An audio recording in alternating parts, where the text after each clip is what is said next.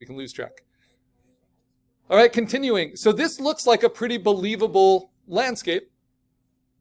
I just had one other element that I was hoping to add, which is this tree, just because I liked it. And I liked it because it covered up this part of this mountain, which didn't look as good as the other parts, right? So sometimes you composite just to make things clean. So let me get this tree in there and blend it in, and it will review all the things we've been going over. So first, I go to Direct Adjustments, Levels. This is my rough cut of the tree, and I decide, do I want it to go brighter in the midtones? Do I want it to go darker? I want it to go just slightly brighter.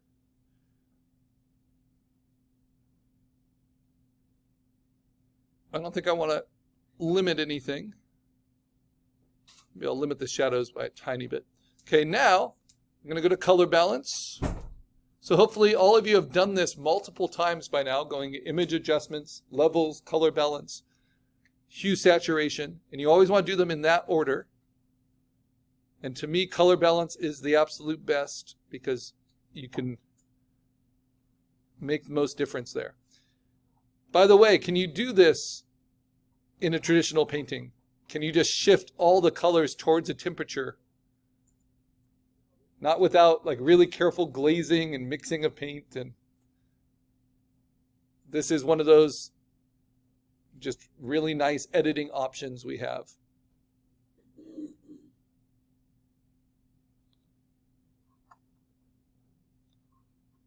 As long as the tools are working. All right, and then Hue Saturation, Image Adjustment, Hue Saturation. And remember, the more you do this and the more accurately you observe it, the easier it is then to erase and blend it in. Okay, so now I'm going to save my work. How can I cut out this tree? This is an interesting example because it's not like it's on a clean blue background. So Magic Wand is going to make a mess of that. It will only select with contiguous on, like little fragments, and then when I delete, it's going to leave a lot of little fragments.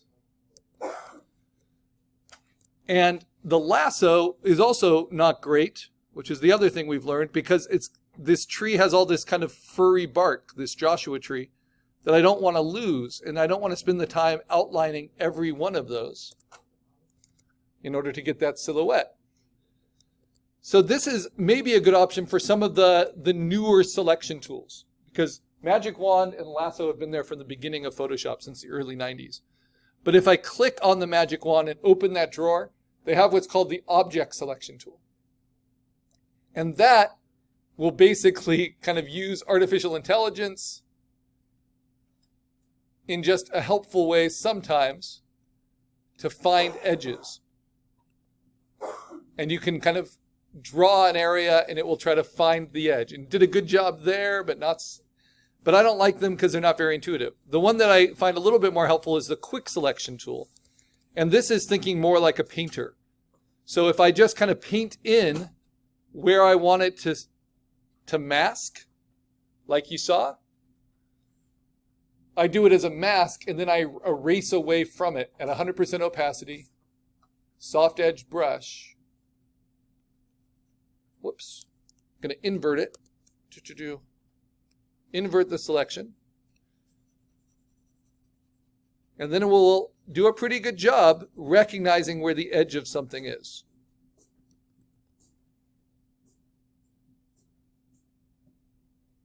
Same thing in here. I'm just going to do it at 100% right now. But it doesn't always get it right. So for instance, it didn't get that little section. So feel free to play with some of these tools and find what works for you. But as long as you've gotten the color selections to match, you'll be in good shape.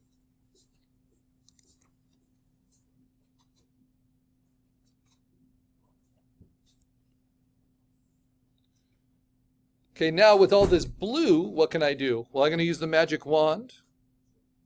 I'm going to uncheck contiguous, and I'm going to select on the blue with a 32. I might select on another part of the blue just to make sure I'm getting all of it. Let's see. Like here.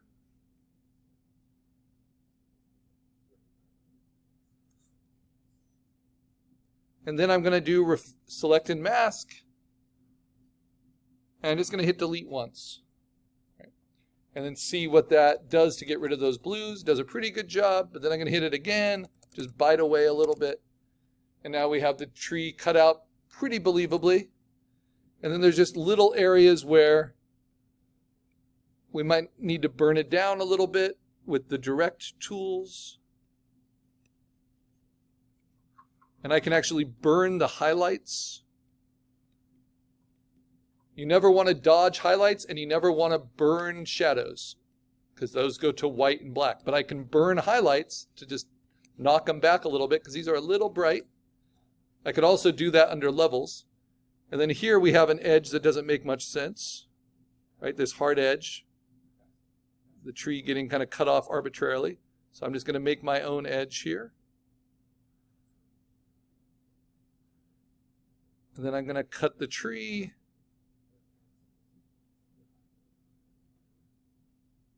Off about there. And then I'll use that as a mask and erase. Now, did I get rid of all the blues everywhere? No, I did not. But that's all right. Because we're not going to get obsessed by perfection.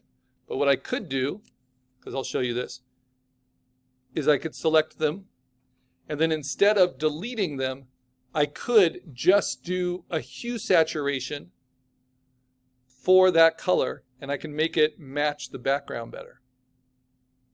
It's another way to use this tool. So instead of changing the blues, I made them closer to the background. So what did it look like before that? Looked like that, and then after looks like that. Because we're working towards the deadline here. And now the last thing is I get to show you some of the magic tools that are pre-AI, because I don't love the generative tools, because we want to control every pixel. But we're going to learn about content aware, which is a way of internally compositing. And internal compositing means you're using elements from some layers to affect other layers. So you're kind of duplicating from what you already have. So I'm just blending a little bit. Actually, that's not all that bad. And I'm blending around this bush. Soft edge, 100% eraser. And the water line. Even though they're from different layers, they can blend in nicely to each other. Reveal some of the rocks. Get rid of those hard edges. Let that grass kind of grow onto them. Blending is fun. Get rid of the hard edges. Or just crop to that side, really, which is probably what I'll do. And I can burn in these areas. That's why it's so nice to have these tool adjustments where it only affects where you hit it to make things match. So that then when you go in with your eraser, it looks more natural.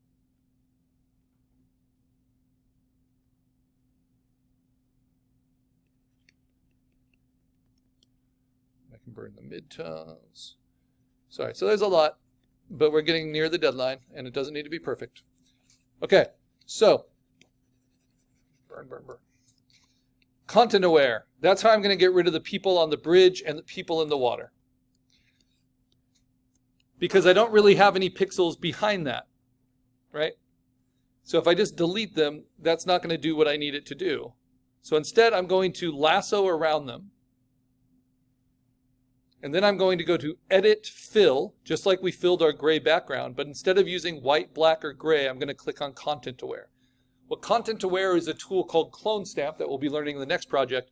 But it automates the clone stamp to take everything at the edge of our selection and rebuild it on the inside of our selection. So when I do that, it will, and you can do it multiple times until you're happiest with it, but it will complete that pattern. And it's actually not AI creating any pixels, it's just duplicating pixels that are around it. So if you had bricks on a wall and you outline and you have graffiti on it, if you outline around the graffiti, it will take information from the other bricks to fill in the pattern that makes it all the same. So Content Aware is a nice little magic tool. It blew everyone away when it was first introduced. It was introduced in the early 2000s, and my brother-in-law was actually roommates in computer science at Yale with the person who developed it. And they don't have to work anymore.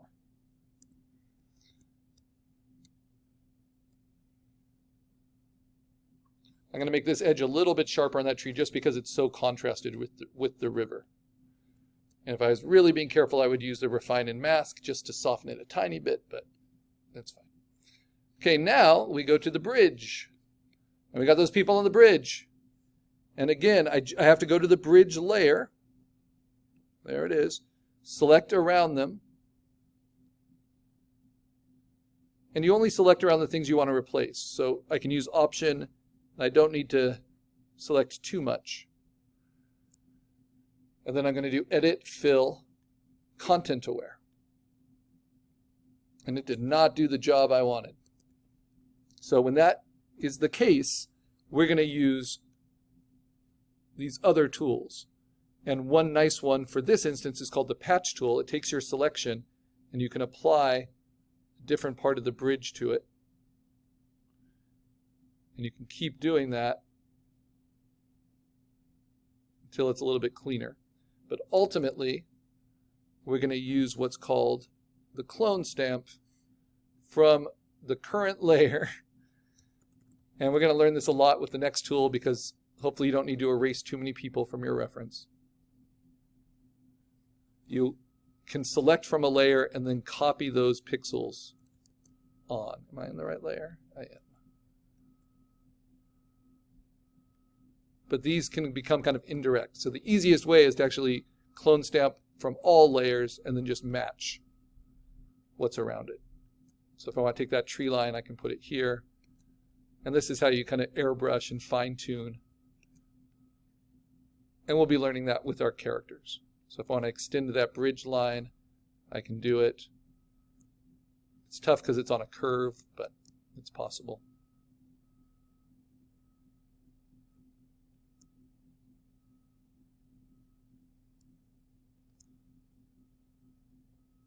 And this is fairly technical. It's not incredibly creative, but it's sometimes needed to problem solve in these areas. Especially when you have repeated kind of man-made patterns. Right? This is helpful. All right, so now I've got a bridge. And then with these people,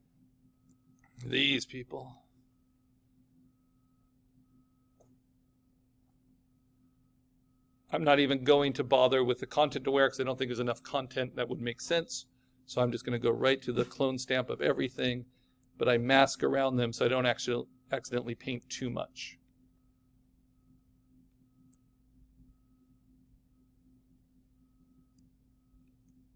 These are things we will be learning and practicing in the next project. So don't worry about it if you don't have need for it yet. You definitely will for our creature composites. All right, so there are some color issues, but that's pretty good. Remember, we can correct this throughout the semester. I'm going to hit Command semicolon to show my guides. I'm then going to move my guides to where I think they work, so I can have more sky for sure. And then I'm going to crop my image to my guides. By using the crop tool, pushing to the guides, hitting return, and then I'm going to save it. And those are the requirements for this project. At least 5 layers, building up a believable